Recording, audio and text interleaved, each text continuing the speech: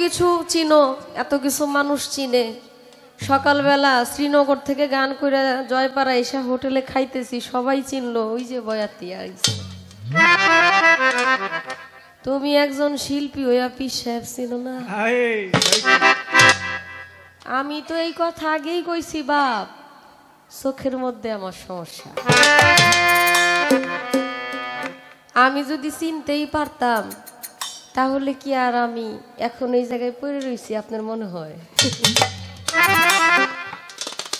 আমি গুরু চিনলে তো তার জাতের সাথে মিশা যাইতাম, এখানে আর আমার এত কথা কর সুযোগ ছিল না। তো আমার আপনি পাইতেন কই? ভক্তের অধীনেই তো ভগবান। আমি যদি গুরুর হয়ে যাই তখন কি আর আমার মঞ্চে দাঁড়ায় থাকার সুযোগ আছে নাকি? দোলাটা আছে দেখেই তো আপনার সাথে আমি আছি। আসলে অনেক কিছুই বলেছে। গান একটা করেছিলাম, গুরু হবে কারা, কয় তোমারে কিছু কইতাম না তো। কই মরল যে গানটা লিখছে আগে পায়ে লই। এটা একটা বিচার বসানো দরকার, এটা জরুরি। এটা আমাদের জয়দেবপুর রাজবাড়ির মাঠে বসলে ভালোই হয়ে বলে। এটা নিয়ে একদিন বসি আমরা সবাই, যেহেতু গানটা লিখাই ফেলছে। আচ্ছা, আপনাদের মামু ভাগ্নের বিষয়, আপনারা যেটা করার করেন, সমস্যা নাই। আমার জবাব যে আপনি সুন্দরভাবে দিছেন এর জন্য আপনার কাছে কৃতজ্ঞ। একটা বিষয় বাবা আমার মাথায় জানি ঢুকতেছে না তেমন ভাবে। গান শুনলাম, আমরা অনেকগুলো সাধকের গানই আমরা অনেক সময় শুনে থাকি।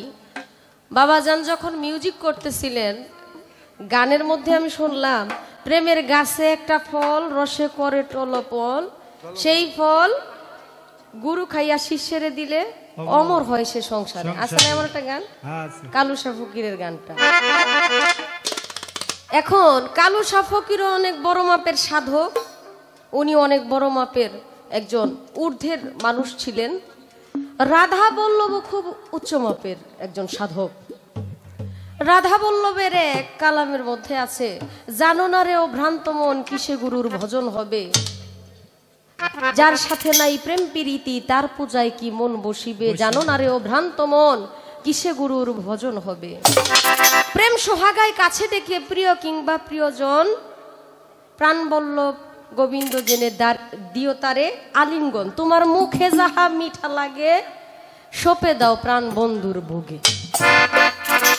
কথা একটু খেয়াল কইরা বাজান, আমি ছোট মানুষ, এমনিতেই কথা বেশি গুছায় কইতে পারি না। আপনারা যদি খেয়াল না করেন যেটা নিয়ে উঠছি এটাও ভুলে যাও।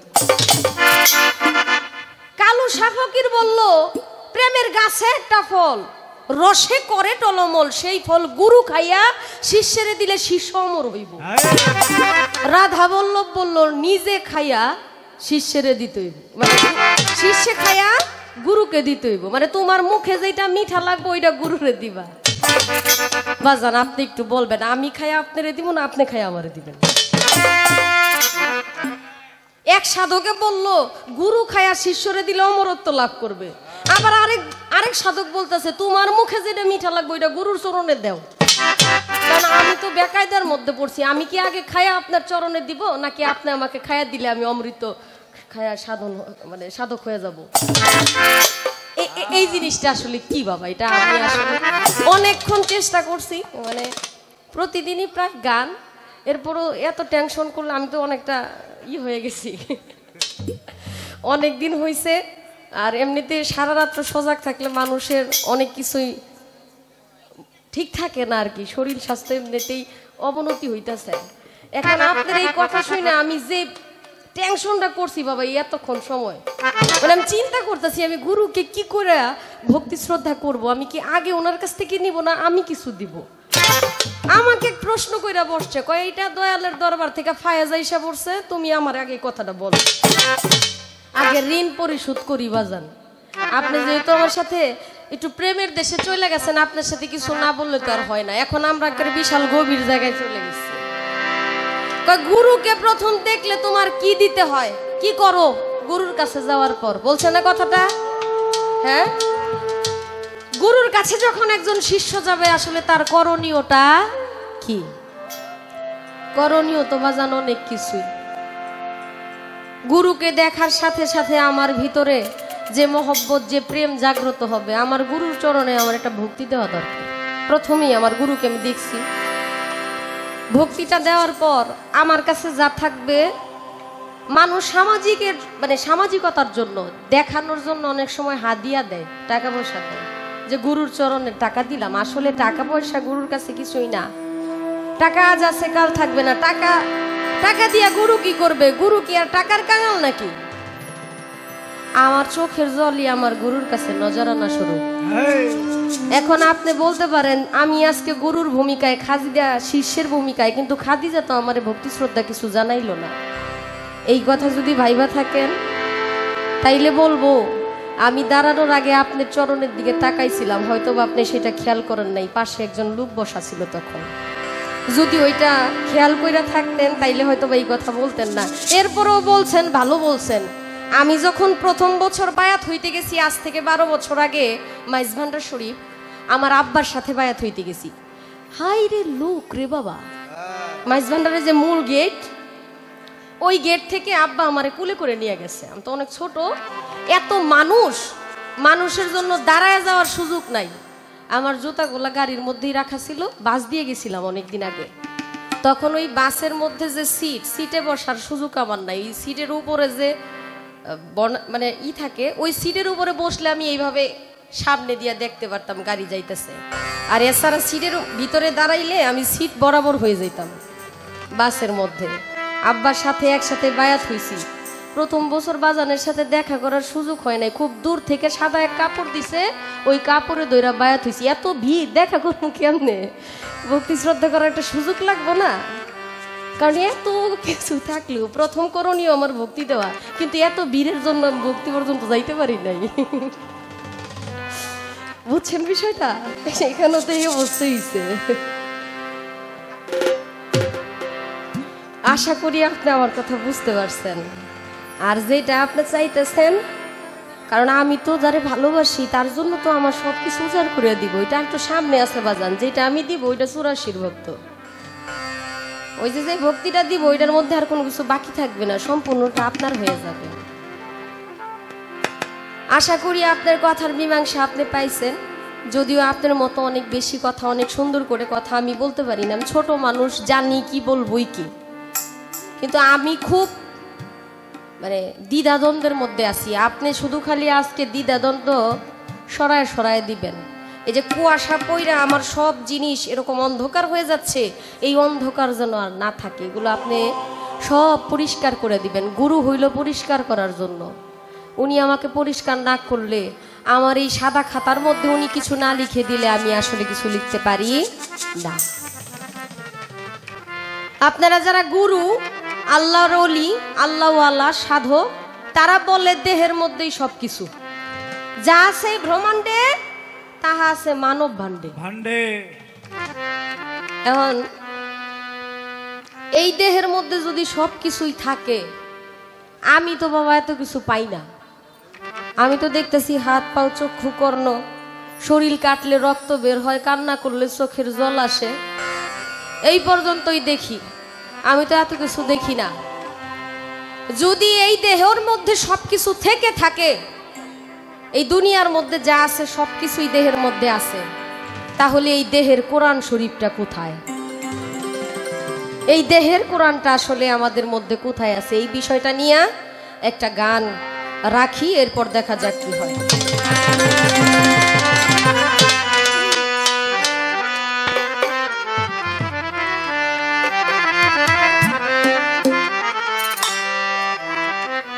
এই দেহ কুরআন হলে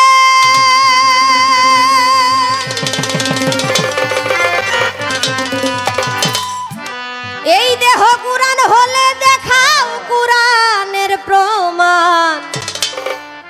গুরুজনরা বলে এই দেহ কুরআন, দেহ কুরআন।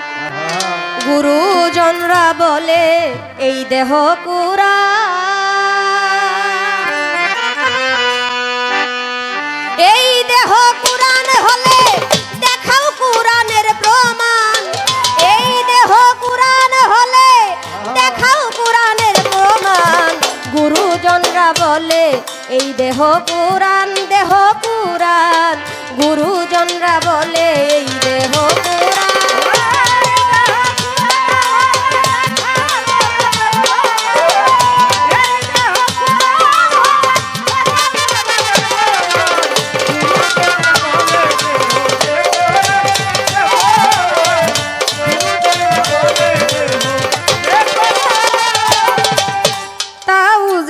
তাসমিয়া এই দেহে দেখাই দিবা কোরআনের আয়াত সমূহ দেহের কোথায় বিদ্যমান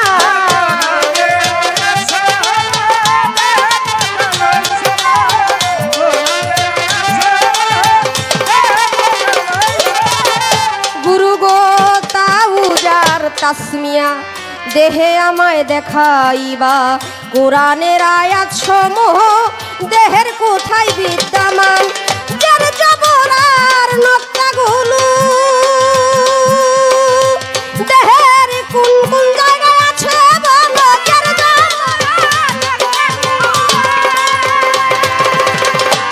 দেহের কোন কোন জায়গায় আছে বলো কয় ভাগে বিভক্ত আয়াত আসরে করো বয়ান কয় ভাগে বিভক্ত আয়াত আসরে করো বয়ান গুরুজনরা বলে এই দেহ পুরাণ দেহ পুরাণ গুরুজনরা বলে এই দেহ পুরাণ গুরুজনরা বলে দেহ পুরাণ গুরুজনরা বলে দেহ পুরাণ 540 রুকু আর 14 সেজদা মানব দেহে আছে কোথা সপ্ত মঞ্জিল কোরআনেতে দেহাও দেহে বর্তমান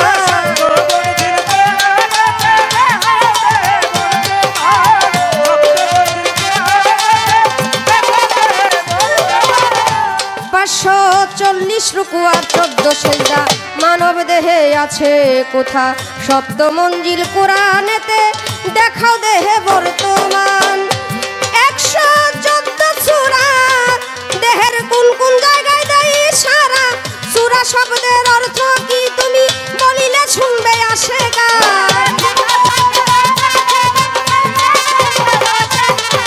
সূরা শব্দের অর্থ কি বললে শুনবে আসে গান গুরুজনরা বলে এই দেহ পুরাণ দেহ পুরাণ গুরুজনরা বলে এই দেহ পুরাণ গুরুজনরা বলে দেহ পুরাণ গুরুজনরা বলে দেহ পুরাণ বলয় গো গুণমণি কোন ধাতুতে কোরআন খানি হরপে মুকাতাত কাকে বলে বলো ইহার মূল কারণ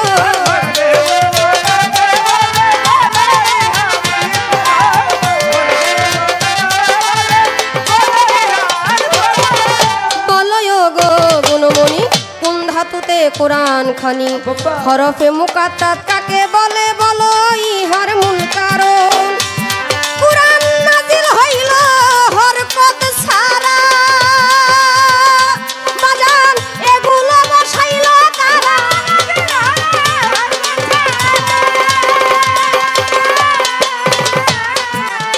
এগুলো বসাইল কারা জ্ঞান শূন্য পাগল তারা চাই প্রশ্নের সমাধান জ্ঞান শূন্য পাগল তারা চাই প্রশ্নের সমাধান গুরুজনরা বলে এই দেহ পুরাণ দেহ পুরাণ গুরুজনরা বলে এই দেহ পুরাণ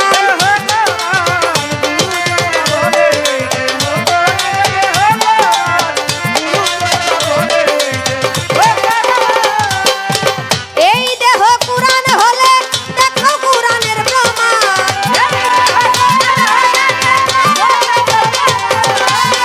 এই দেহ পুরাণ হলে দেখো পুরাণের প্রমাণ গুরুজনরা বলে এই দেহ পুরাণ দেহ পুরাণ গুরুজনরা বলে এই দেহ পুরাণ দেহ পুরাণ গুরুজনরা বলে এই দেহ পুরাণ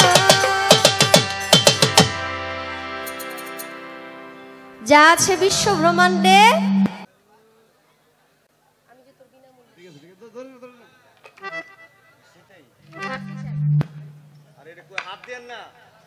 হ্যালো সাউন্ড সিস্টেম অনেক সুন্দর এটা নিয়ে কথা বলার মতো কিছুই নেই ভালো ঠিক আছে কিন্তু মাঝে মধ্যে একটু মিস্টেক হবেই কিন্তু আপনি একটু খেয়াল রাখবেন যেন মিস্টেকটা না হয় এতে শিল্পীদের ভাবমূর্তি নষ্ট হয়ে যায়